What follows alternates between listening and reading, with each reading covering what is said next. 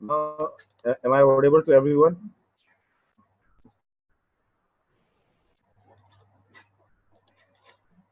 Okay. Yesterday we had seen some theoretical part of dynamic NAT. Dynamic NAT is actually known as a dynamic IP in Palo Alto. Dynamic PAT is known as dynamic IP and port in Palo Alto. So in a real-time perspective, we use a dynamic PAT, right? We don't use a dynamic NAT mostly.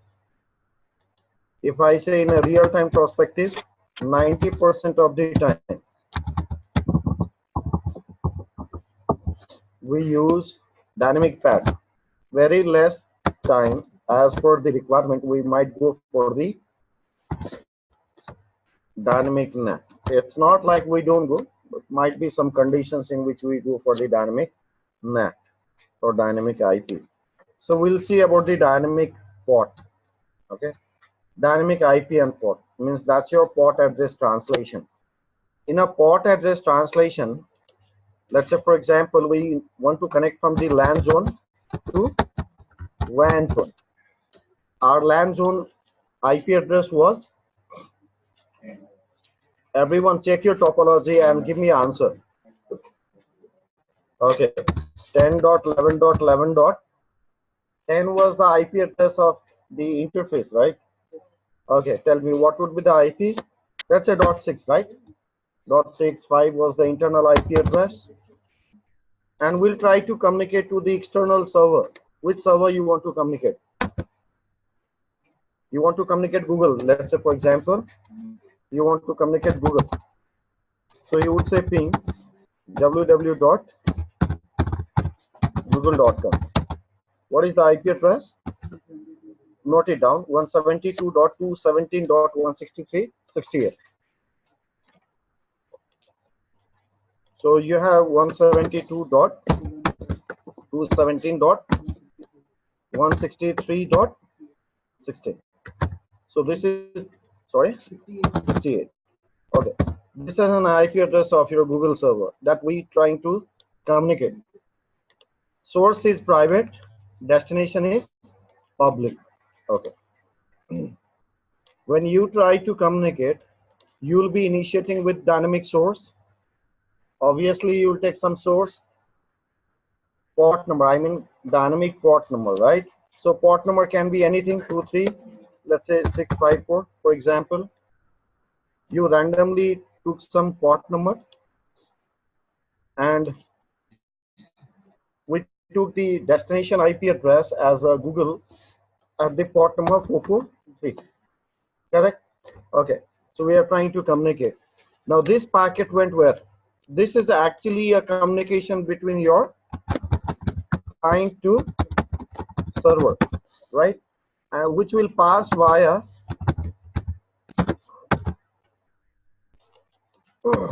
Palo Alto, right? So right now, who is the client? Your PC is client, and this guy is the server. So can I say a communication as a C2S, client to server? Okay, this is how it will be indicated in your Palo Alto file, C2S. Okay, so basically this is a communication client to server in which the client is PC and the server is Google. This packet will pass through the firewall and firewall will do the translation, right? The packet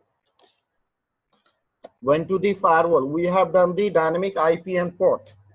So we translated it to the outside interface IP. That's your WAN IP, 172.16.3.48. We translated. This is Palo Alto firewall. It will translate the port address as well. It will translate the port to new port number. But when you see Cisco ASA firewall or Cisco FTD firewall, they will translate it to same port number. They'll use the same port number. But when it comes to the Palo Alto firewall, it will use the separate port number. Means for IP you are translating, and for the port number also you will do the translation. So let's assume 3467 is the translated port number from the source, for the source. So source IP was .6 and the port number was 23654. We translated it to the IP 172.16.3.48 to the port number 34765. Correct. Okay. And then your destination remains same, because destination is already with the public IP and we are not translating the public IP. We are translating the private IP. Now, here who is acting like a client? Your PA is as client. In reality, the connection was initiated from the PC. It went via Palo Alto. Palo Alto changed a PC IP address, and here the PA is acting like a client.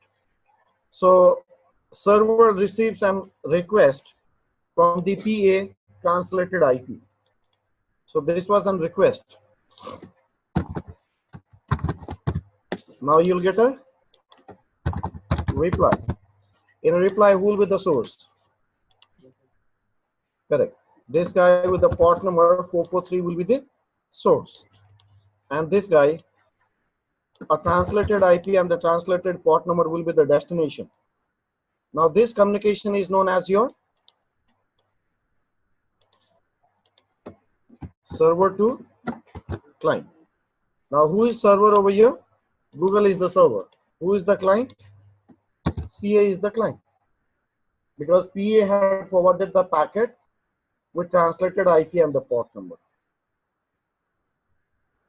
Understood? Okay.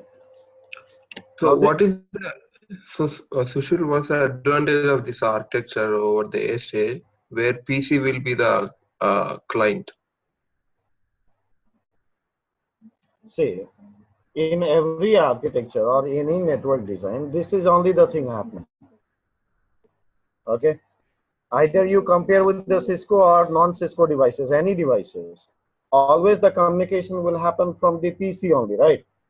From client to server and server to client, response only will be there. But here the Palo Alto is acting as client rather than the PC, right? That's the same situation with all the firewalls, right? Okay.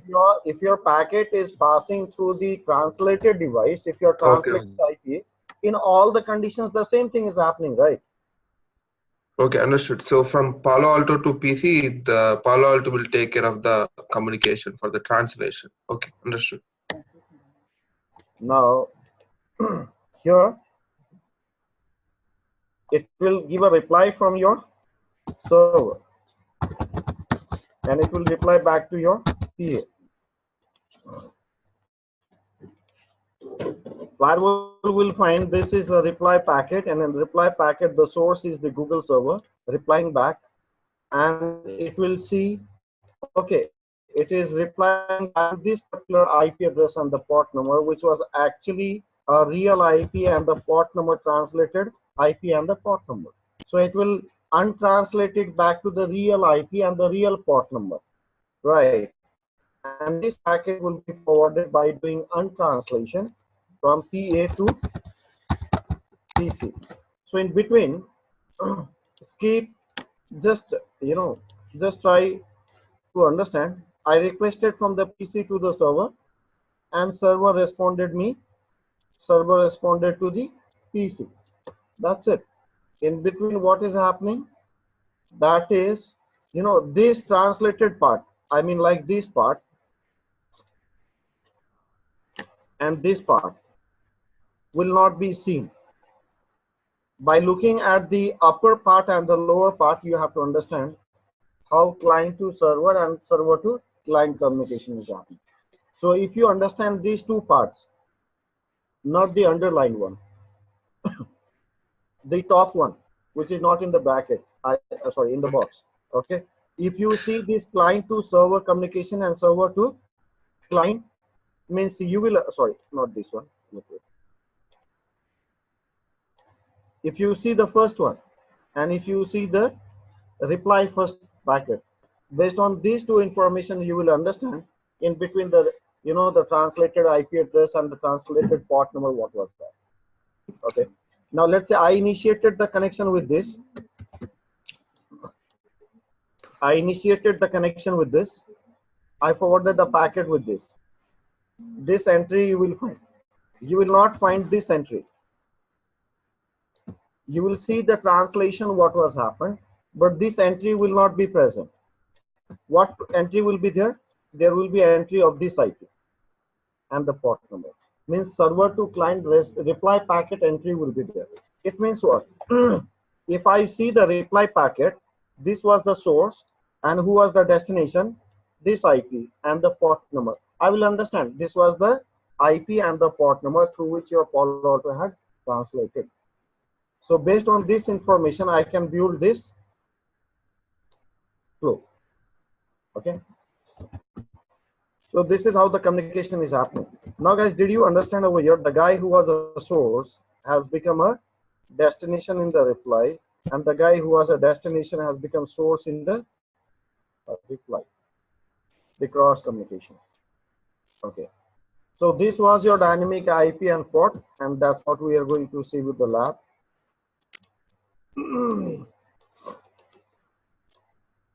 So coming to your firewall,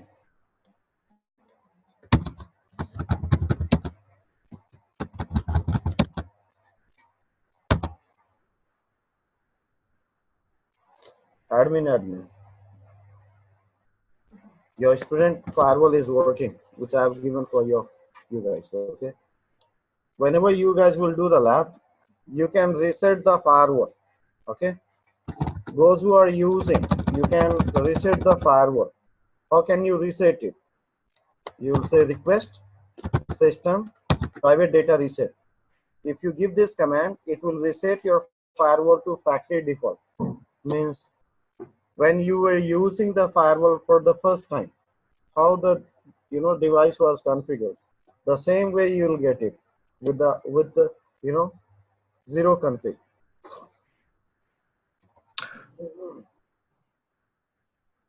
But on VM, you already allocated all the interfaces, right? This is the student firewall, which we are using. This is weekdays one. Okay. Right. Okay. Students were facing the issue for the login, so I gave this command. Okay, system request private data reset. Okay.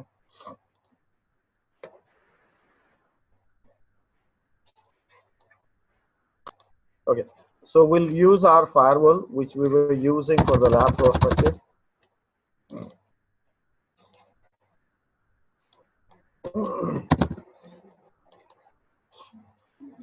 We'll say https:// we'll say 103.0.0.254. Okay, we got the access. So yesterday we managed LAN zone, WAN zone, everything is ready. Only the dynamic IP and port has to be done, and we'll get the internet connectivity to our LAN PC, right? Okay. Log in with the username admin. We changed our password to capital A small b 1 2 3 4 5.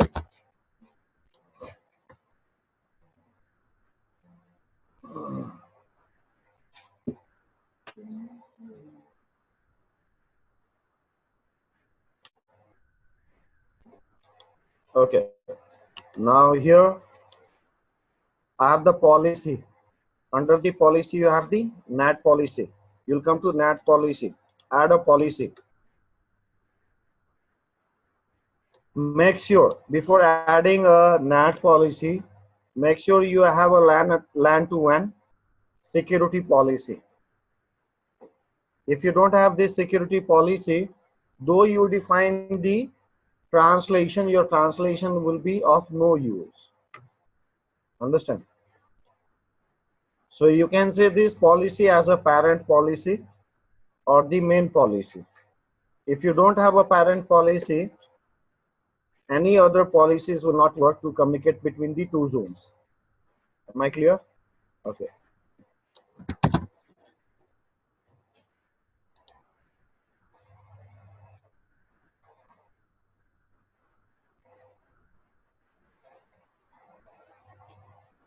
uh, see, this is not about the license reset.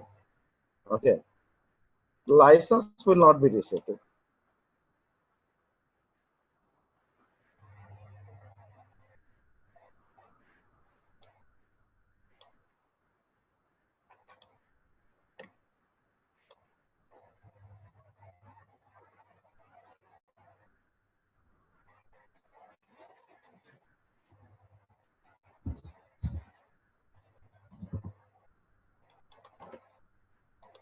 But I doubt. It's a factory default. Okay, it's a factory default command.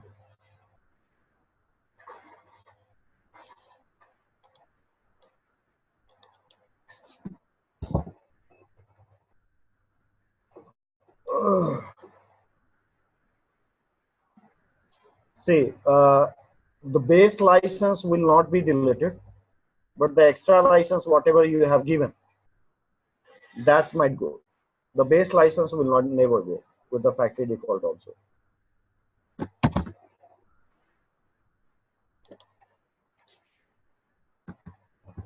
You have two types of license, right? You have a base license and you have the the subscription based license.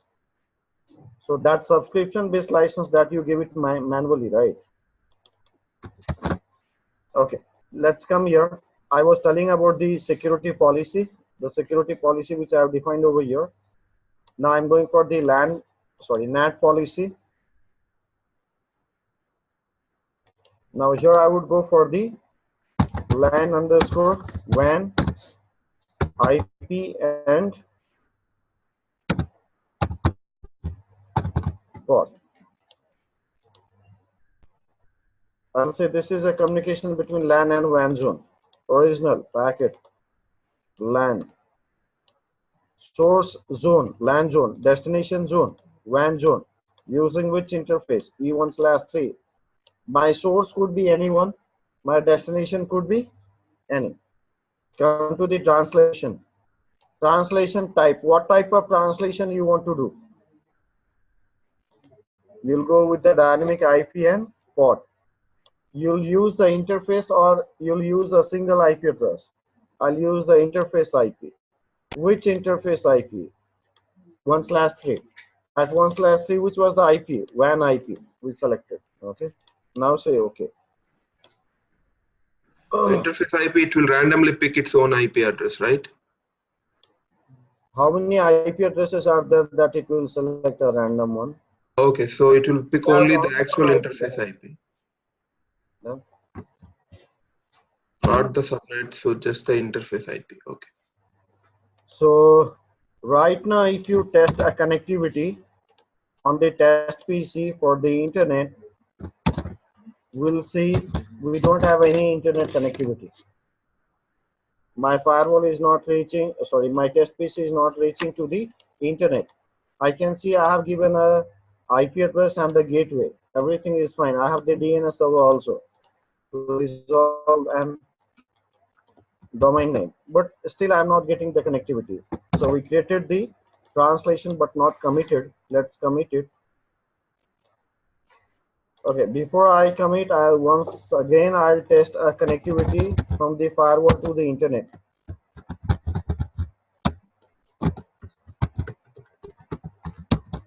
For confirmation purpose, my firewall has a connectivity to the internet. What is the command to check the connectivity from the data interface? Ping source 172.16.3.48, right? To the destination host as a 8.8.8. Yeah.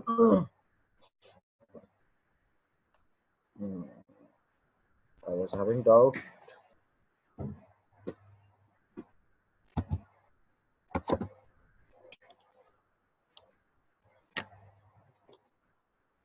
It's already with the WAN guy.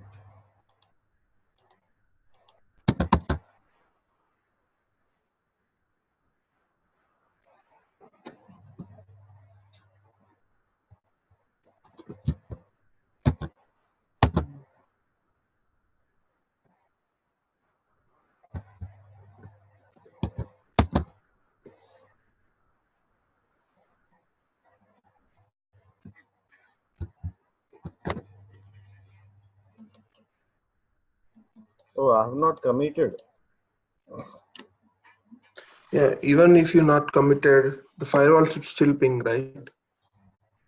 Yes, it should be. I haven't committed the changes that we have done.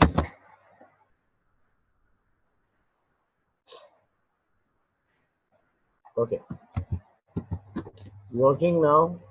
So I'm sure from firewall, if I'm getting the connectivity, then from the PC also I'll get the connectivity. Yep. Now let's try to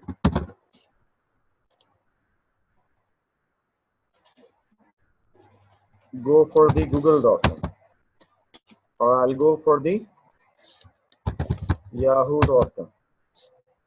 So what was the PC IP address, guys? .6, right?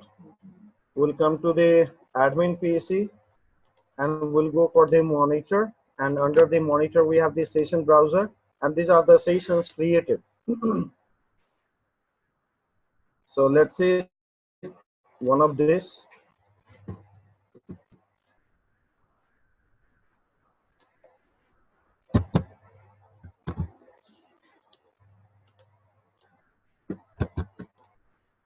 Let's understand this flow.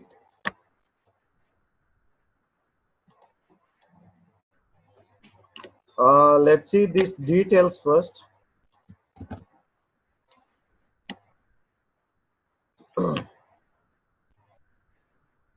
Application which was used was a SSL type of traffic, means it would be a HTTPS traffic. A protocol number which was used was a 6, that is your TCP. Security rule which was triggered was LAN 2. When source NAT was done, it's true or false? True. Destination NAT was done, false. NAT rule which triggered, that was LAN to WAN IP port. These informations are correct. Okay. Now let's see the first flow, and the first flow we'll see from client to server. In client to server, what do we see? The packet was from zone LAN, source IP address was .6, destination IP was the Google server or whatever it is. And what was the source port from? Let's say, for example, this was the source. This was the source IP, right? And this was the source port number, right? What was the destination IP?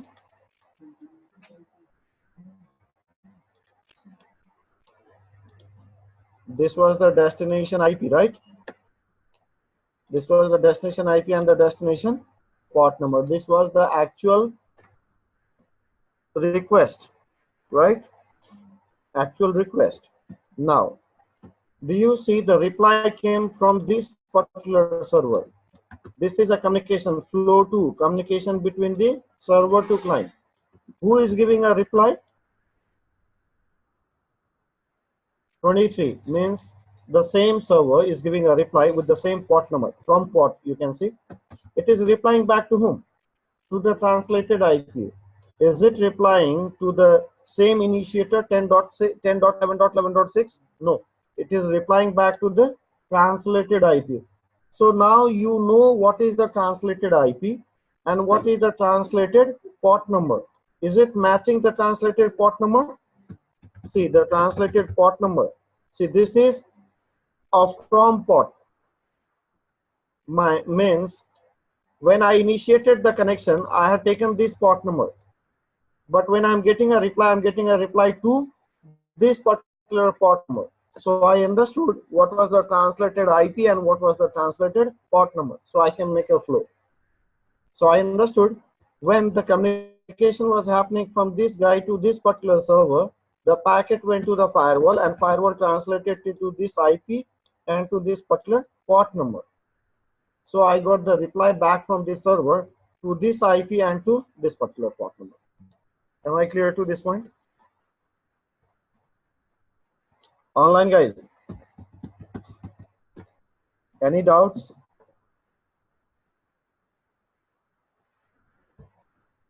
If you have a doubt, ask me, or else I'll ask you.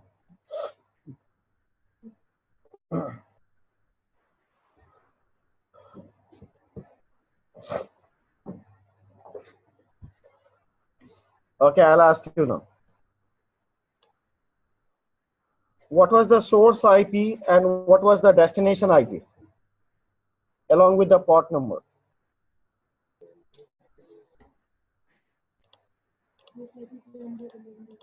Wait, the question is for online guys.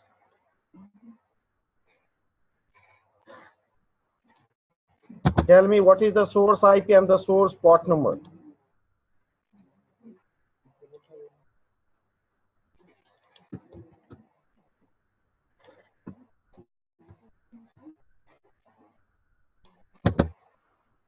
Hey, no one has answered.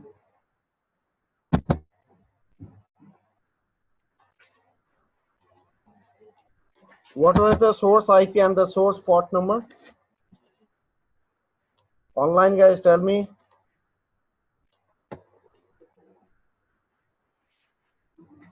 See the details and tell me what was the source IP and the source port number. Destination IP and destination port number.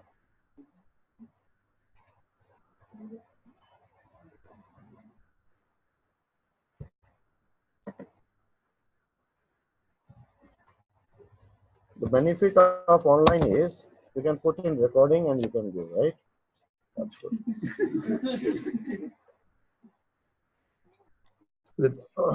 Sorry, Sushil, what's the question again? Flow, I was asking about what is the source IP and what is the source port number, destination IP and the destination port number. My question was this. Yeah. So Okay. your source was the PC with the internet port, HTTPS port. 443. Okay. No, that is not the answer. So, okay, you guys tell me what was the source IP?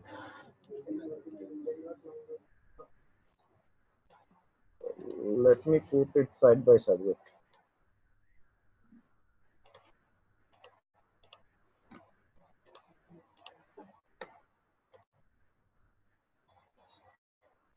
This is the flow, right? From this flow, let's make the complete flow. Now you can tell me what is the source IP? 10.11.11.1 was the source IP. What was the source port number? Okay, 6. Okay. What was the source port number? 50454 was the source port number. What was the destination IP? 23.207.145.167. Right. And what was the destination port number? 443. Okay. Now this packet went from. No, this packet went. This was the actual packet from client to server, but passing via Palo Alto, right? So the initial packet went from PC to Palo Alto, right? Okay. Now what happened here? Now you tell me by looking at the flow, tell me what was the translated IP. From where did you come to know? Flow 2. From the flow 2, I can see the server has given a reply to a destination IP address as a 172.16.3.48, and Right. it has given the reply to the port number as a 41184. So based on this information, I understood the packet, the translated IP and the translated port number was this, right? So 172.16.3.48, I understood this is the translated IP and the translated port number was 41184. And I can see, okay, I'll put the destination same, right? My destination will remain same. So this was the packet going from PA to server, right? This packet went from PA to server. HTTP server, yeah. Now we'll get a reply. That will be a server to client communication in which who received the packet? Server received a packet. He will be the source in the reply packet. Who will be the destination? This guy will be the destination, a translated IP and the port number. Now if you match this flow number 2, now you guys see this flow. Everyone match this flow from client to server.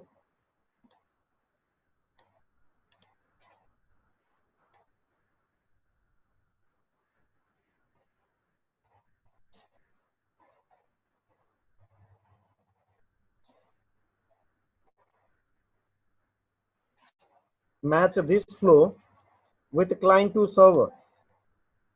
Is it matching? Match.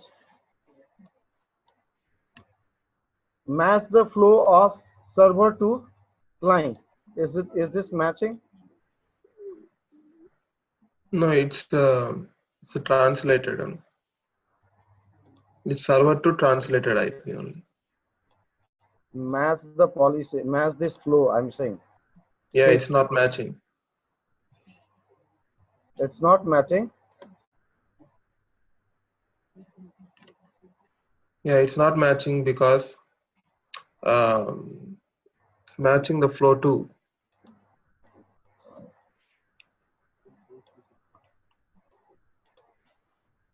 Flow to what is not matching? What is the source IP? 23. What is the source port number? 443. 43. So what is not matching? Source IP and the source port number. This is the destination IP and the destination port number is 41184. I've given this destination IP and the port number. What is not matching here? You want to compare it with the flow one, right? Flow one, the source is the actual PC, not the translated IP. That's what I'm saying. See, listen properly what I'm saying. I said match with both the flows, flow 1 and flow 2. Okay, then it's matching the entire translation, yes.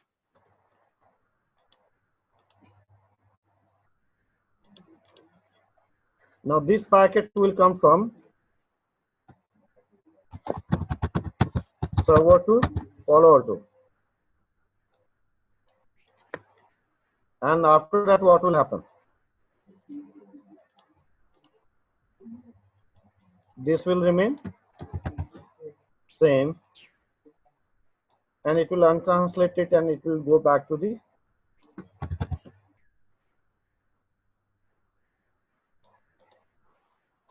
real IP. And this packet will reach from PA to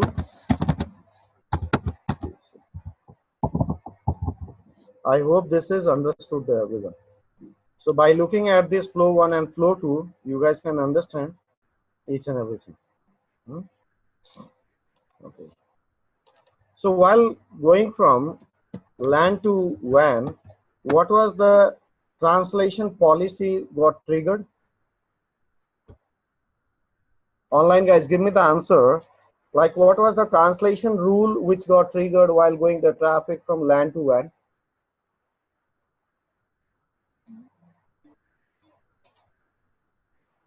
When the traffic was going from LAN to WAN, there was translation occurred, right? That was a destination NAT occurred, right? That was destination or source. Why you're not speaking? I'm asking online guys. Okay, now you guys are twisting me. Okay, fine. So that was a source NAT, not a destination NAT. And we can see here, right? Source NAT is true, destination NAT is false. See the rule clearly. Everything is clear over here. The NAT rule which was triggered was the name of LAN underscore WAN IP underscore port. And what was the security policy triggered? LAN underscore WAN. Wait. I'll twist you guys also. So guys, we are done with the dynamic IP and the port. Fine. We created the policy between LAN and WAN yesterday itself. We did the verification. We did the translation verification as well. We had gone through the session browser. Okay. Now the task is, this particular guy, I want to deny for the access, internet access. I don't want to give an access for this particular guy. So how will you manage it? Only this particular host, I'm saying.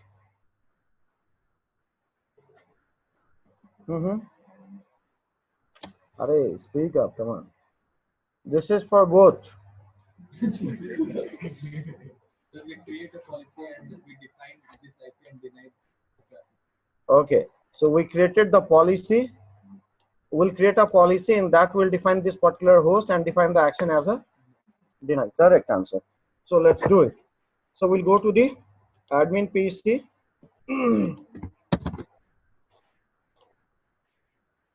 And I'll come to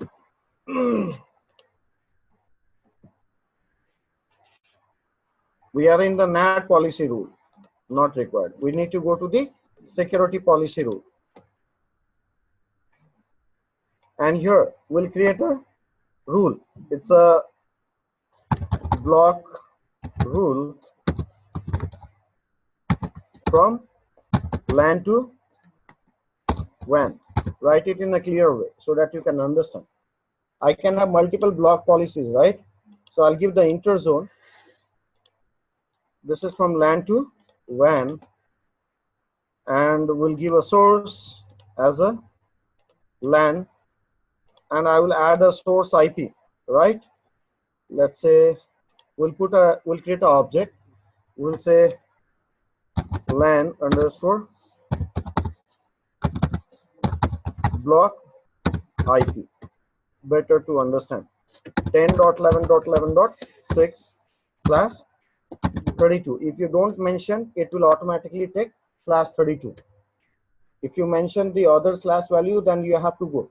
Or else if you define the single IP address, it will by default understand it's a /32. Now, it's from the LAN zone. Say okay. So I selected LAN. Previously, I was not selecting this way. I used to say any. Now I selected the source zone IP. User not required as of now. Destination zone is WAN zone. Any application, any services, I want to deny. I don't want to give an access. I want to see the logs. So I'll create a policy. Is there any other changes that I need to make? No, right? Okay, I'll commit. So you're sure, right? It will work.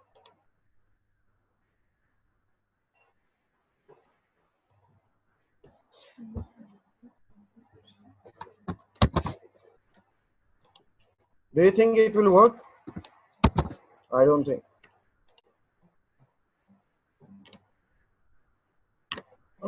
It will not work. Your policy is correct, but it will not work.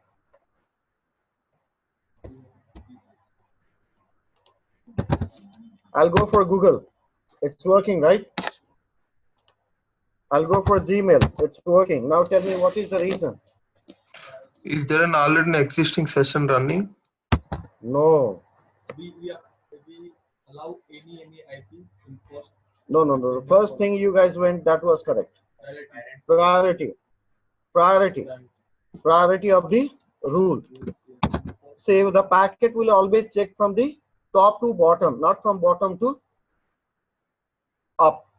Okay, means not from bottom to top, it will be checked from top to bottom. When the packet is coming from top to bottom, the packet was initiated from LAN zone to WAN zone. The first rule, is it matching? LAN to DMZ, this is not matching. Coming to second rule, LAN to WAN, yes, this is matching. Okay, let's see the other criteria. It's saying this is interzone policy. So 2 zones means interzone. Fine. LAN is the source. Destination is a WAN zone. This is also matching. LAN subnet given here. It means 11.0 means the entire subnet. .6 also comes into the picture with any user. Okay, let's say to any destination. This condition also matches. So if above condition is matching and the action is allowed, why will it go for the third rule? So what is happening? Your second rule is getting triggered before it comes to the third rule. So if I change the priority, if I make the priority as a 2 and the 2 as a 3, will it work? Yes, it will work. Or else, always understand the block policy will keep at the top. Okay.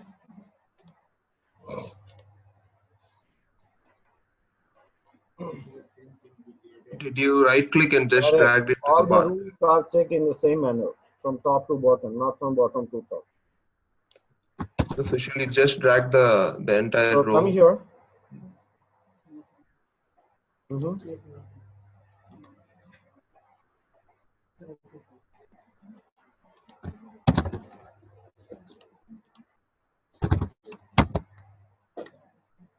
Getting access?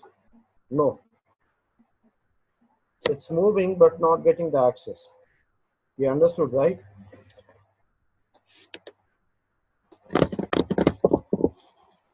Okay. I'll be back in 2 minutes. Take a break of 2 minutes.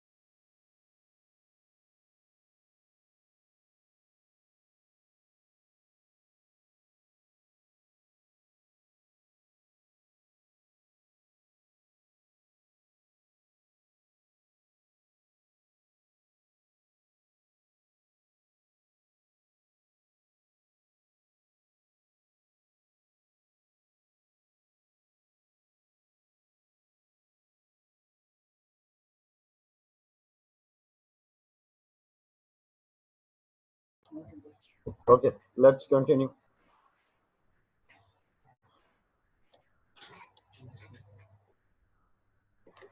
Now the policies were managed from top to bottom, and your access was denied, right? Okay, so we completed this. Now there is a intra-zone policy requirement. See the task.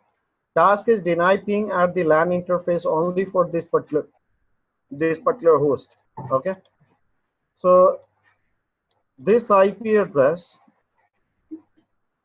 should get denied the access, should get a access denied for the ping at the LAN interface, means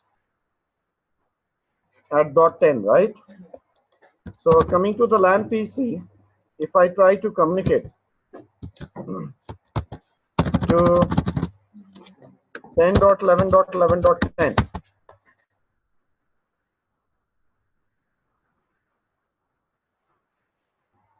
yesterday had we removed a interface profile, right? Okay, coming to object, sorry, network, we have a management profile.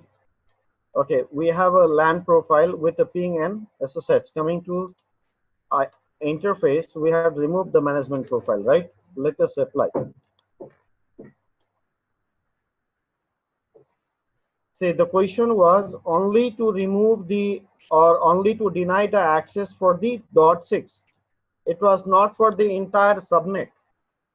It means my policy has to be present, my LAN profile has to be present with ICMP, and I can get an access for other IP addresses, but not for .6.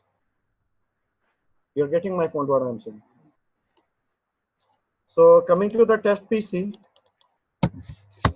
.10 is reachable. Your policy is still not applied.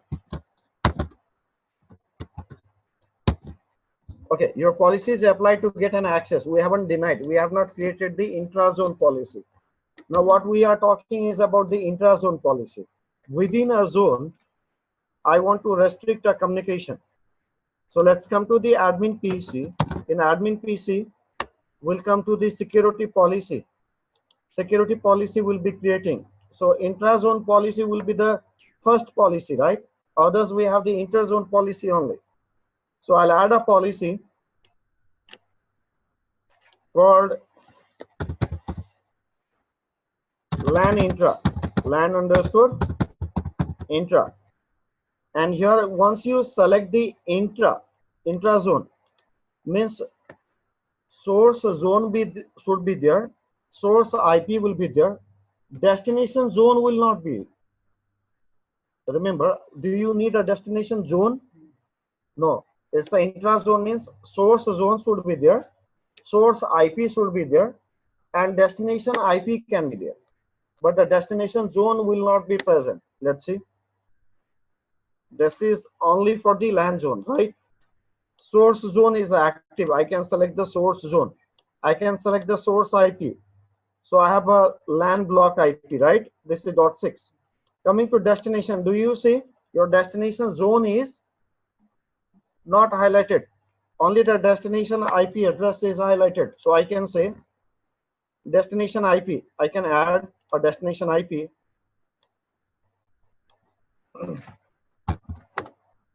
LAN IP. Oh, LAN IP is already there, right? So you can see LAN. This is for the LAN address, right? LAN IP, which we have assigned to the interface. So this IP address from this zone, LAN zone, with this source IP to the destination IP as a LAN interface IP, I want to block the communication. I want to deny the communication, you can say. I want to deny the communication. For any application or for the ICMP, you can go for ICMP.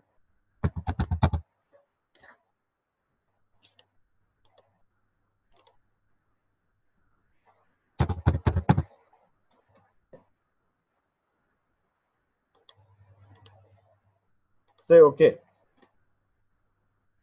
We'll say commit.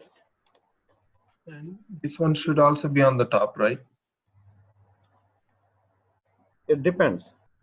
These all are the interzone. Intrazone is the first policy.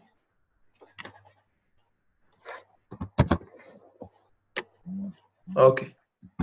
We committed the task. Committed. Let's come to test PC. Are you able to communicate now?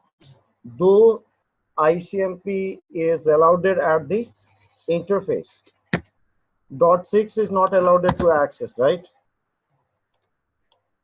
But if you come to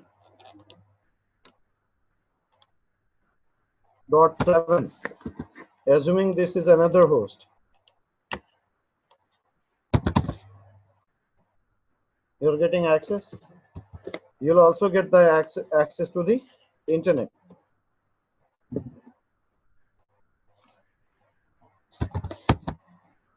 Working? Yeah. Sorry, what is not working?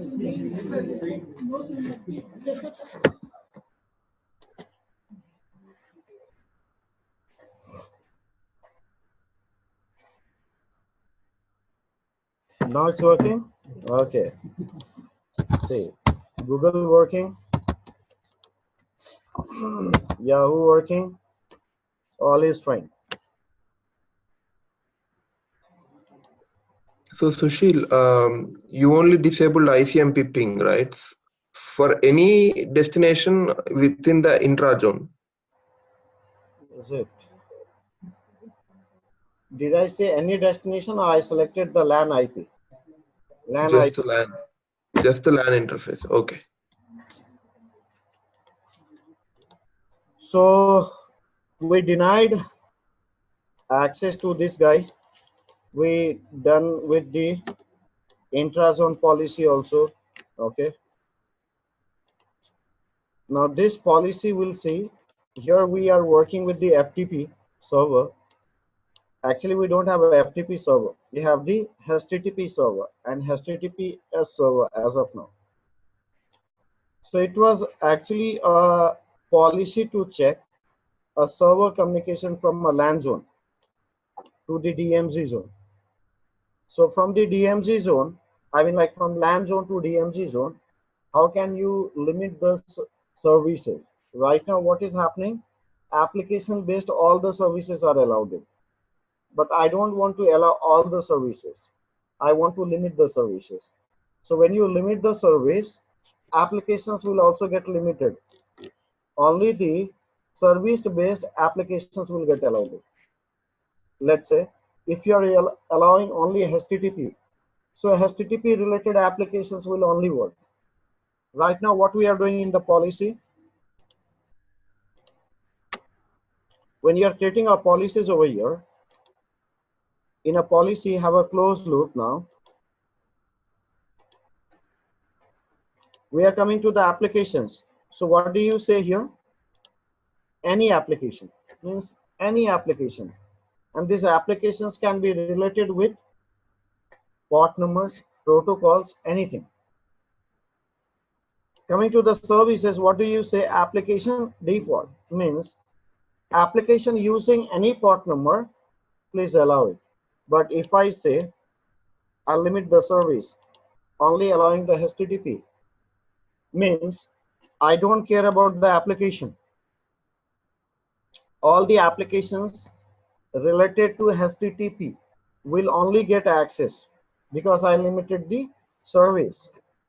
Priority will not be given to the application, it will be given to the service. So based on the service, whatever the applications will be there, that will get allowed. The rest all will be denied.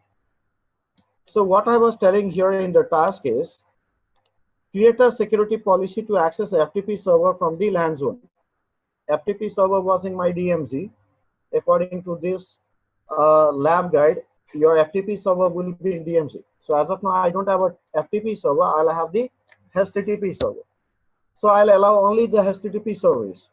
So if I try to access like ICMP, if I try to access HTTPS, that will not be accessible. only the HTTP will get allowed in.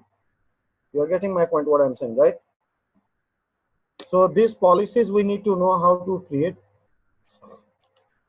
And after that, we have a destination NAT. So this destination NAT is all about getting an access from the public network to the private network. We'll see how to create a policy between the public to private. So we'll use a destination NAT. This we'll see tomorrow. Today we can see DMZ policy based on the service. So let me cancel it. This one. Where is our DMZ server?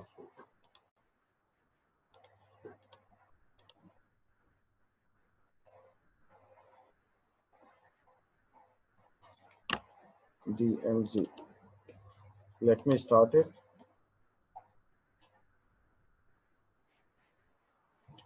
So till your server gets started, we'll create a rule. So make sure LAN to DMZ already we have one policy, right? So if we are getting a block policy or limiting the policy, make sure that policy is on top of the existing policy. So this is LAN to DMZ for HTTP. This is interzone policy from LAN to DMZ. Source zone is LAN zone with any source. Destination is DMZ zone to any destination. Application, any application. But the service I want to allow only the HTTP. Action, let it be allowed. I want to see the starting session. Now, here I can select this session, means this particular policy, and I can say move from here, move to top. Because I found there was a LAN to DMZ pre-existing policy.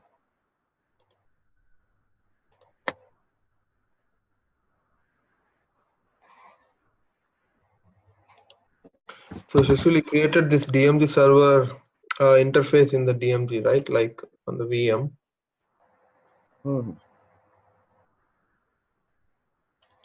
So let this DMZ router come up. We'll enable the service HTTP plus HTTPS, and we'll try to communicate from the test PC.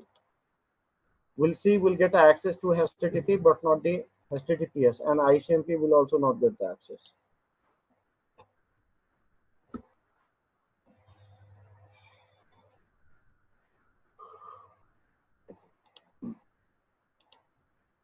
So your lab 3 was one of the major one. Okay, after this, from lab 3 onwards, everything is important.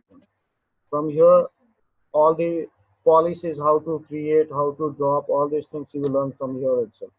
Now after this, we'll have the next topic, that will be the application filtering, content filtering, all those from lab 3, all the major stuff gets started.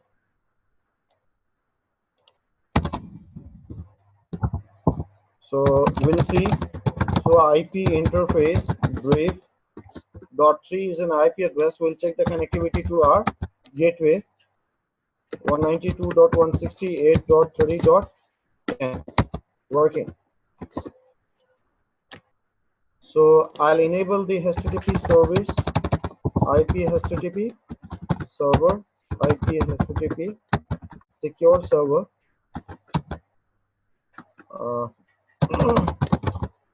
I would say user admin with the privilege of 50 and the password as a Cisco, and I would say IP HTTP authentication, use a local database. Okay, so server is ready. So I'll come to the test PC. I'll try to get an access to the DMZ server. http:// I would say 192.168.30.3. You are getting the access, admin and Cisco. You got the access to the DMZ server. The same time, https :/ 192.168.30.3.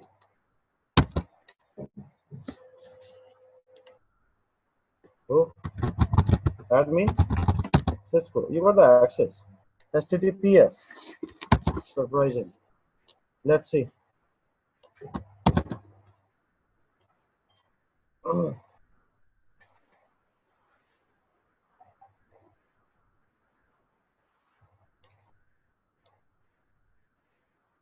This rule has a 3 hit counts. This is LAN to DMZ only for the HTTP service, right?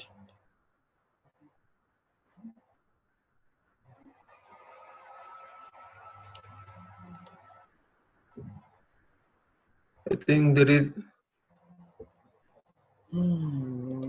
This is source zone. This is destination zone to any destination IP. Application is any, but the service is HTTP. Action is allowed. And rule is also at the top. Yeah, tell me.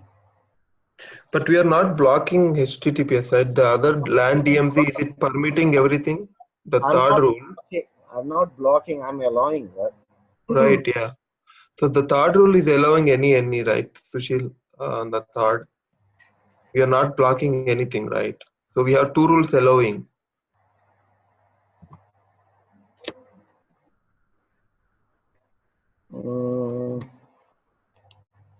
Yes, HTTP is getting allowed by the third rule. If I disable this third rule, okay, and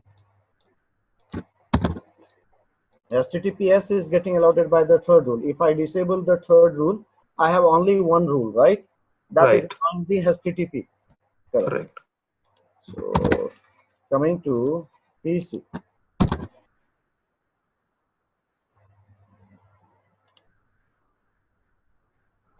Okay, HTTP, you are getting the access. HTTPS :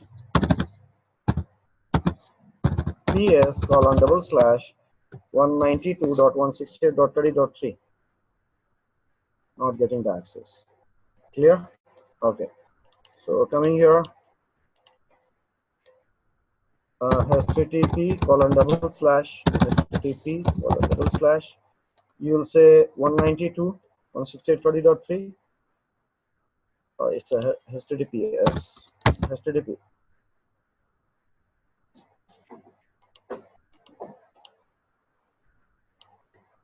HTTP : 192.168.30.3.